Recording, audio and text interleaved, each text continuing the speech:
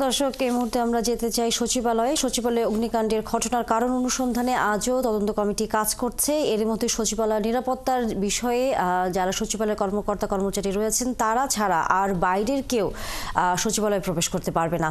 আমাদের সহকর্মী ইশতাক ইমন যুক্ত হচ্ছেন সচিবালয় থেকে, আমরা সর্বশেষ খবর তার কাছ থেকে জানবো।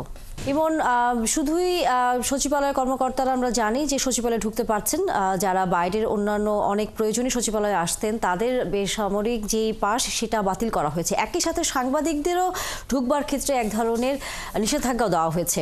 সবকিছু মিলিয়ে এই খবর জানানোর পাশাপাশি তদন্ত কমিটি যেহেতু কাজ করছে, তাদের সর্বশেষ কাজের অগ্রগতি সম্পর্কে কোনো তথ্য আপনার কাছে আছে কিনা?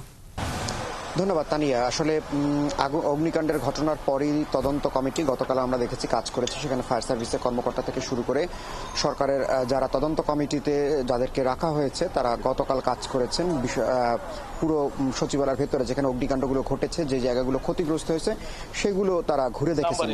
ফায়ার সার্ভিসের সাথে যোগাযোগ করেছি আমরা যে সিসিটিভির ফুটেজগুলো আসলে গণমাধ্যমে প্রকাশ করা হবে কিনা, কিভাবে আগুনের সূত্রপাত, যেহেতু এটি নাশকতা অর্থাৎ পরিকল্পিত আগুন নাকি দুর্ঘটনা সেটি নিয়ে একটি পুরো জাতির মধ্যেই মানুষের মধ্যেই একটি বদ্ধমূল ধারণা রয়েছে, অর্থাৎ একটি জটিলতা তৈরি হয়েছে যে আসলে এরকম একটি নিরাপদ জায়গাতে কি করে এরকম অগ্নিকাণ্ডের ঘটনা ঘটলো।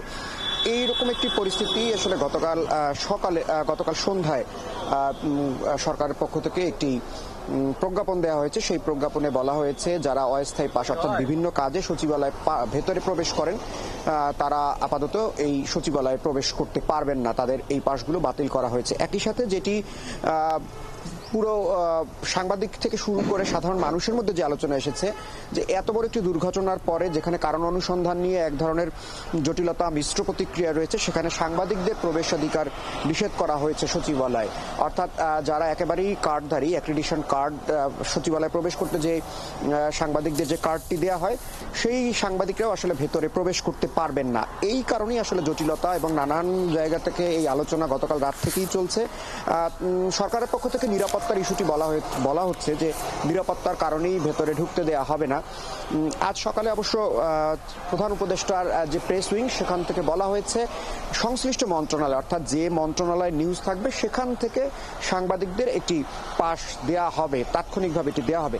এটি আসলে একটি জটিল প্রক্রিয়া, কারণ কোন মন্ত্রণালয় কখন ব্রিফ করবে, সচিবালয়ের ভেতরে যেহেতু অনেক তথ্য থাকে, এটি প্রশাসনের প্রাণকেন্দ্র, সে কারণেই স্বাভাবিকভাবেই সাংবাদিকরা সেখানে প্রবেশ করলে অনেক তথ্য পেয়ে থাকেন।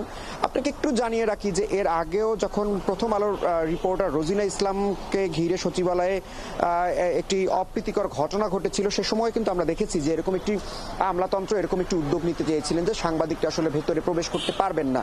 কিন্তু এখন দেখা গেল যে এইরকম একটি বড় দুর্ঘটনার পরে সচিবালয়ে তারপরে সাংবাদিকদের যে প্রবেশে নিষেধাজ্ঞা দেওয়া হয়েছে, সেখানে সাংবাদিক সংগঠন থেকে শুরু করে যারা সচিবালয় বিট কভার করেন বা এর বাইরে তাদের মধ্যে একটি মিশ্র প্রতিক্রিয়া দেখা দিয়েছে যে এই সিদ্ধান্তে আসলে সরকার কি বোঝাতে চেয়েছে সেরকম একটি প্রশ্ন কিন্তু স্বাভাবিকভাবেই আসছে।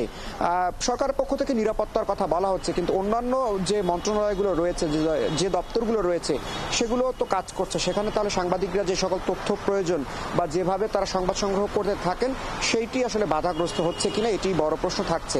কিন্তু চিফ অ্যাডভাইজারের পক্ষ থেকে, প্রেস উইংয়ের পক্ষ থেকে যেটি বলা হয়েছে যে এই তথ্য সরবরাহের ক্ষেত্রে সংশ্লিষ্ট মন্ত্রণালয় অর্থাৎ অন্য কোনো মন্ত্রণালয়ের তথ্য থাকলে তাদেরকে সাংবাদিকদের ডেকে এটি জানানো হবে। এখন যদি সাংবাদিকরা ভেতরে থাকেন তাহলে অনেক তথ্যই আসলে এই ডাকার বাইরেও পেয়ে থাকেন। অনেক ঘটনাই সচিবালয়ে ঘটে যেটি আসলে সরকার আনুষ্ঠানিকভাবে দিয়ে থাকেন, সেই তথ্যটি জানা যাবে। কিন্তু এর বাইরেও সচিবালয়ে যে ঘটনাগুলো থাকে অনানুষ্ঠানিক বা যেভাবে সেই তথ্যগুলো আসলে সাংবাদিকরাই বের করে নিয়ে আসেন এবং একই সাথে সেই বিষয়ে যদি কোনো ধরনের অসঙ্গতি থেকে থাকে তাহলে আসলে সরকারকে সহযোগিতাই করেন সাংবাদিকরা। আমরা সচিবালয়ের খবরাখবর আরো জানবো। নিশ্চয়ই ইশতাক ইমন আপনি আছেন, পরবর্তীতে নিশ্চয়ই আবারও যুক্ত হবেন আমাদের সাথে।